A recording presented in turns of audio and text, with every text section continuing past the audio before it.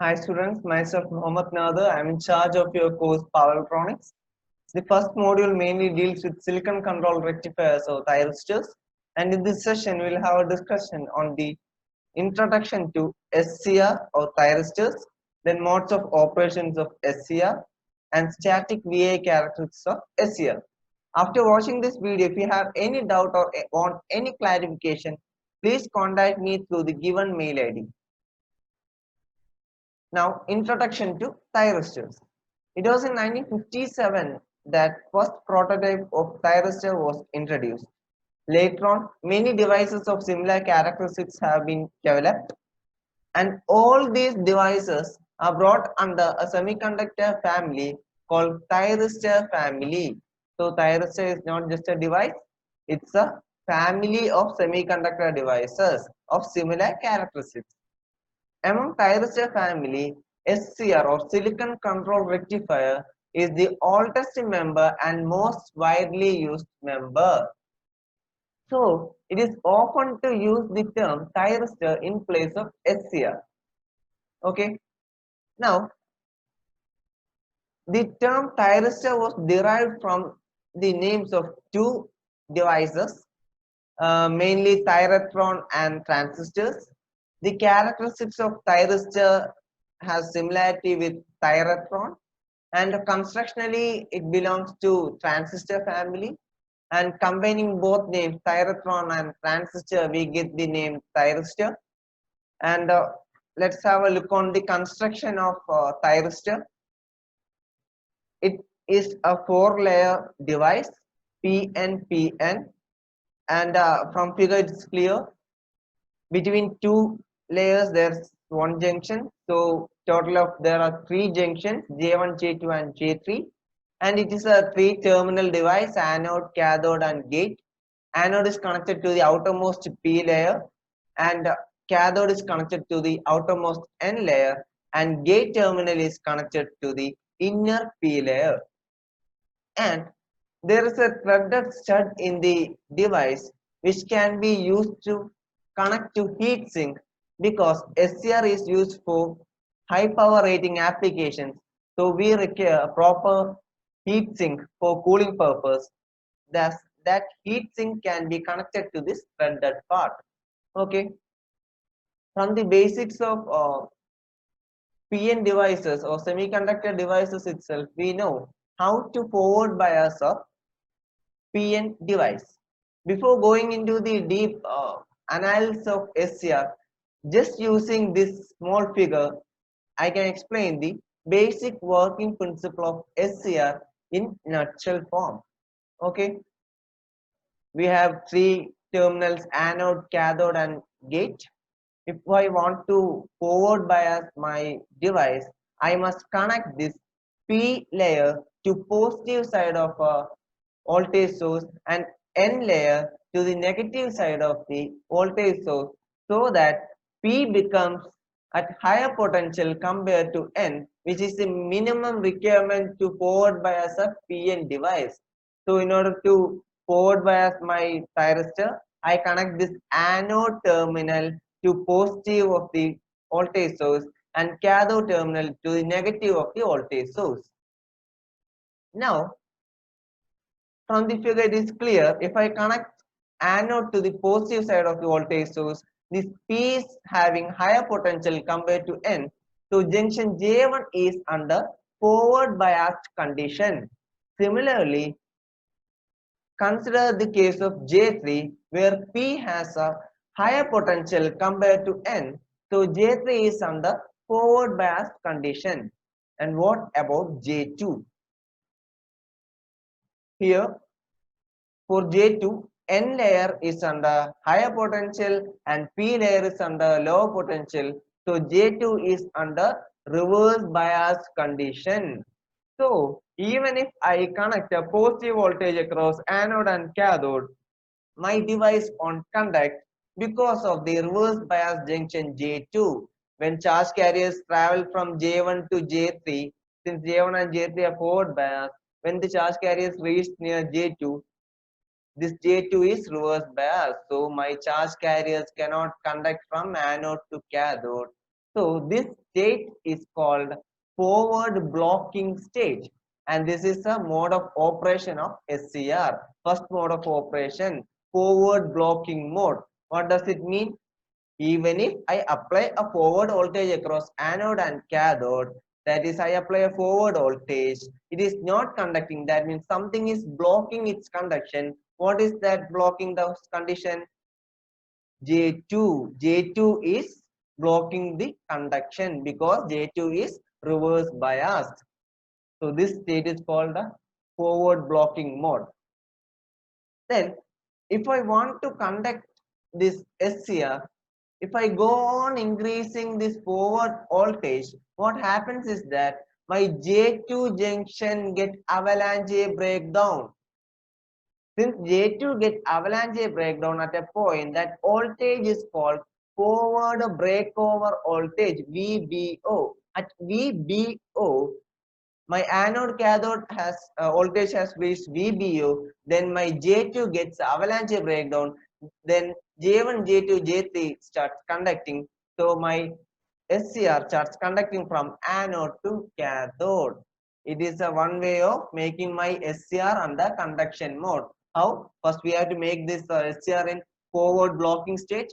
Then again we go on increasing the anode to cathode voltage up to which voltage? Forward breakover voltage. Then my J2 gets avalanche breakdown and then my SCR starts conducting.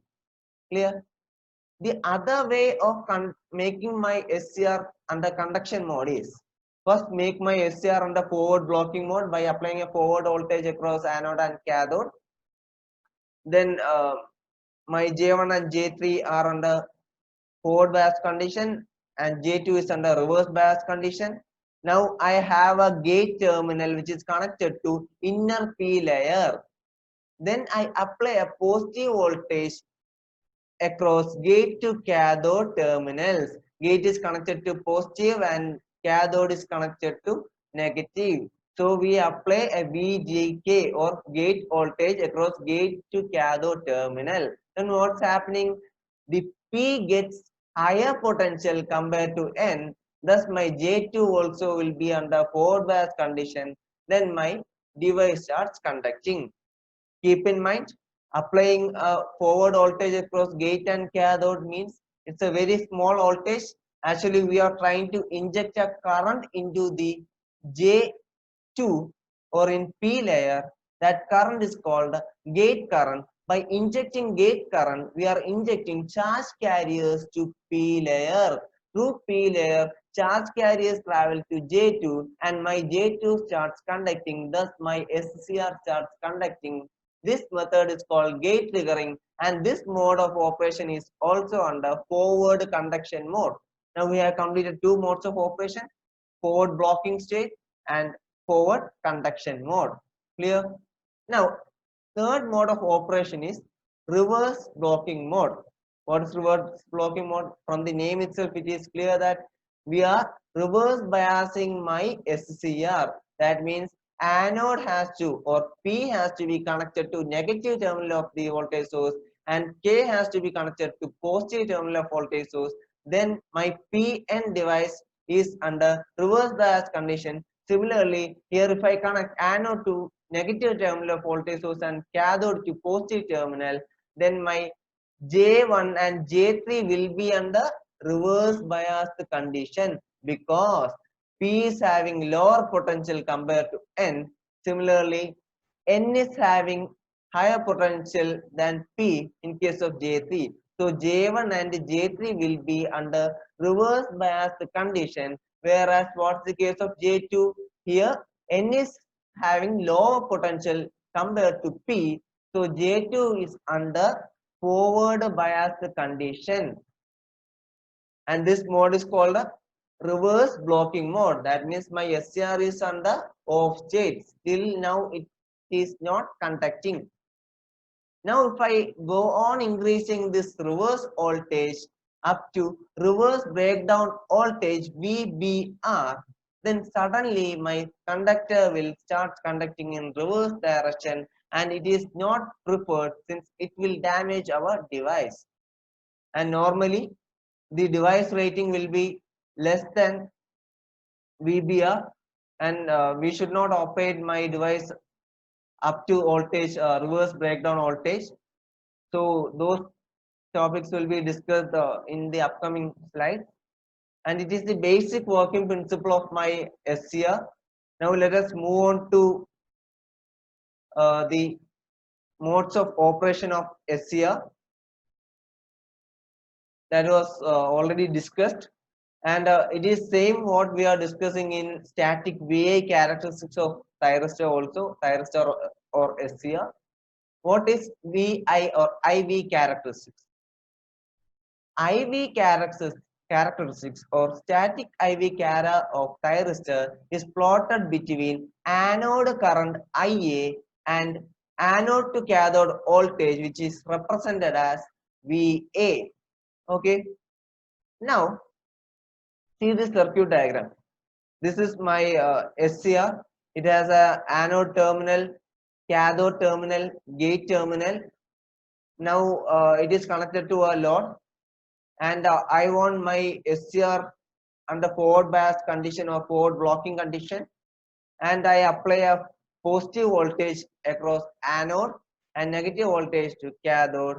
This is what shown in this figure, and my gate is connected to the positive of gate to cathode voltage source. Okay, but there's a switch. Only if we want to apply gate voltage, the switch will be closed. Okay, until then we are applying forward voltage, and see this figure. It is plotted against anode current and forward voltage VAK or VA, anode voltage. And if I connect my anode to positive and cathode to negative, then if I increase the forward voltage, what is the current flowing through the thyristor? It's a very small current called forward leakage current, and this mode of operation is called forward blocking mode. Up to O to M, it is under forward blocking mode. Clear? At point M, what happens? My voltage has increased up to forward breakover voltage, or it is called VBO. At point M, my voltage is VBO, forward breakover voltage. Then what happens? As I said earlier, initially J2 was under reverse bias condition, and J1 and J1 and J3 were under forward bias condition. And if I increase my forward voltage up to forward breakover voltage, then my J2 will undergo avalanche breakdown and my device starts conducting.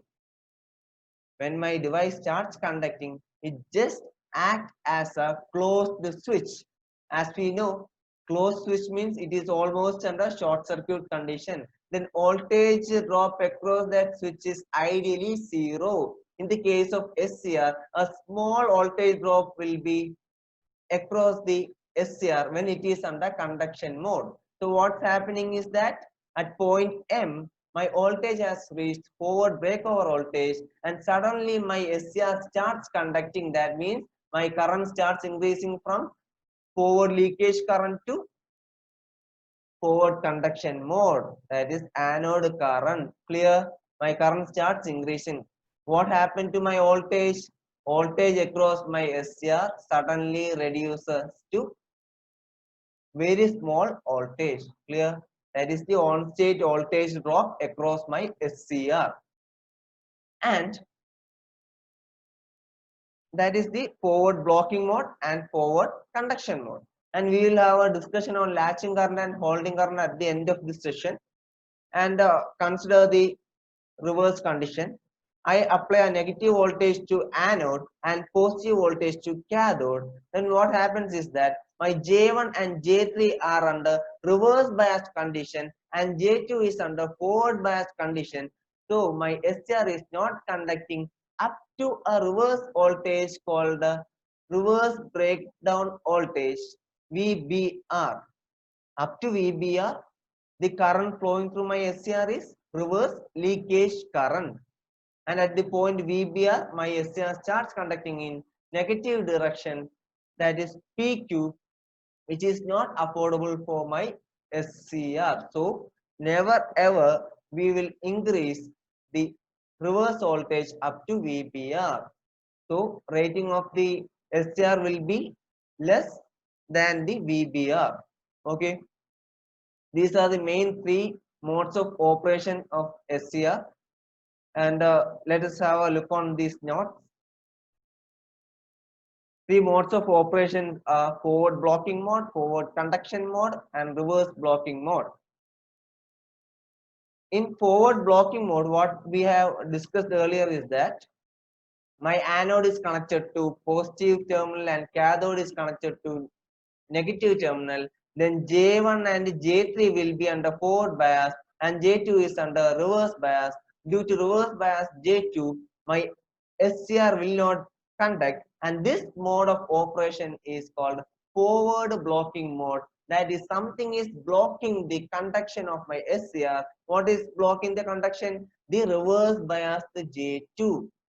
Okay, and a very small current flow through the SCR during this mode of operation. That current is called a forward leakage current.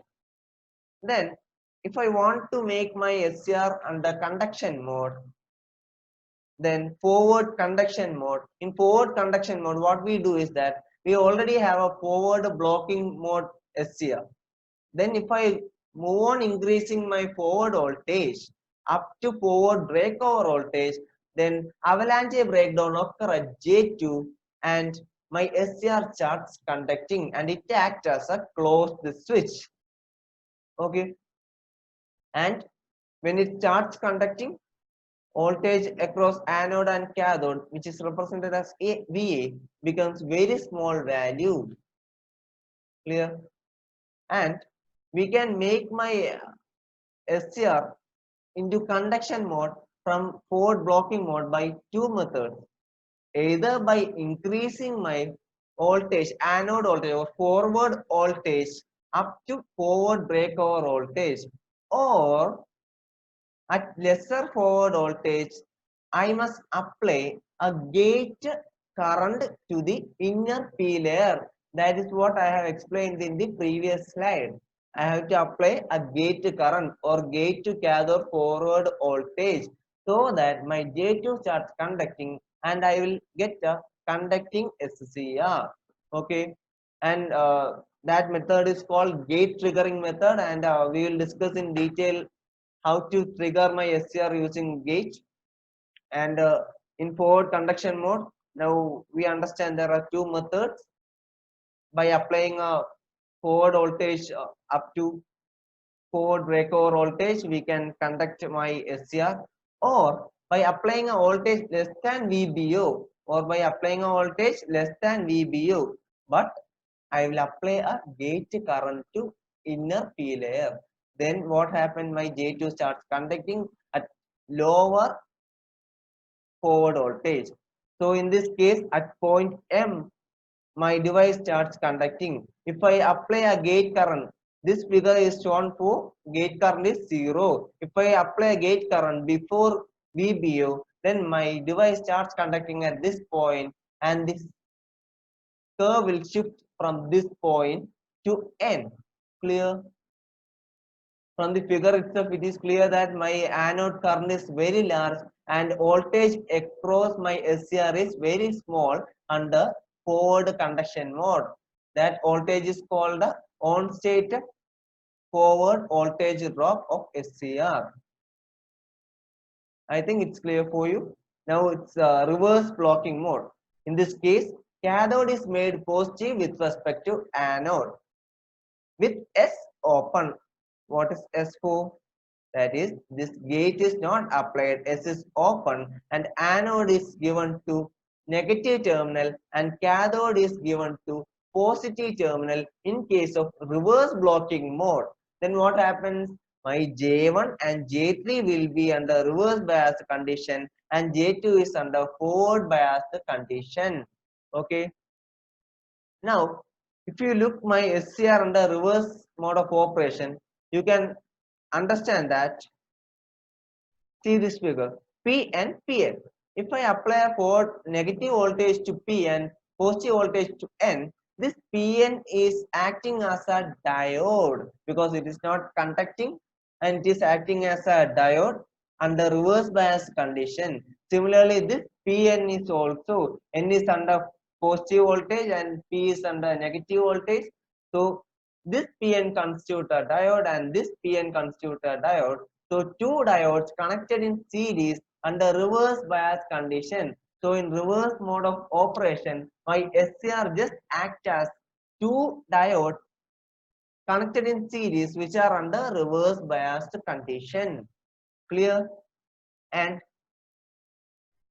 during reverse blocking mode also, my SCR act as an open switch. That means my SCR is not conducting. So it acts as an open switch.